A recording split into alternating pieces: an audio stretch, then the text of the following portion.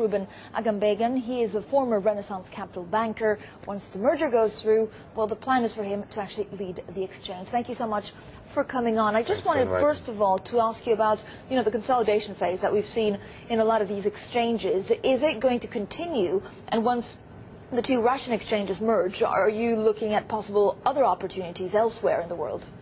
First of all, if you look at the exchanges consolidation, what you'll see, a lot of them consolidating for the cost synergies.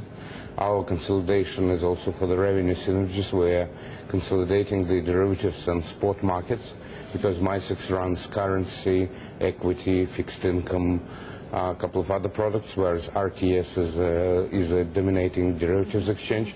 So we're getting all of this under one roof, plus vertical integration, the post-trade infrastructure. But so apart from the synergies, is it also a way to entice new investors to come into Russia because they would feel safer trading in that exchange? Absolutely. It's also creating a huge force behind the reform movement because we're uniting under one roof all of the participants. Micex has traditionally been owned by large banks. RTS has traditionally been owned by brokers. So together, it's a major force pushing for reforms of the market.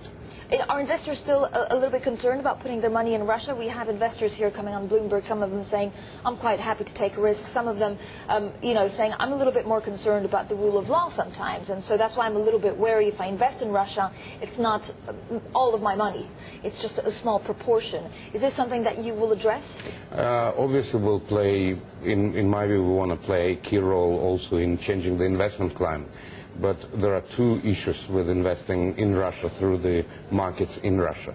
One is the investment climate issue, and that's exactly what you're talking about. The second is accessibility of the market and the way the market operates. Our major role as an infrastructure organization to make the second the same and seamless as anywhere in the West, so that you don't feel any difference whether you invest on NYSE, whether you invest on LSE, or whether you invest on Micex traded stocks and derivatives. So that's the main job. Obviously, we'll play a role in changing the investment climate. And is there an opportunity also for Russia to become more heavily invested? As here in Europe, in Western Europe, we're seeing so much concern about the European debt crisis and about the peripheral countries that some of the cash that people want to take out of the dangerous countries in Europe, they might put in Russia. Absolutely. Russia is a high-growth emerging market.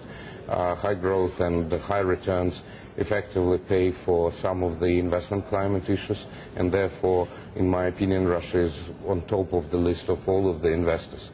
My job is to make the infrastructure accessible for them.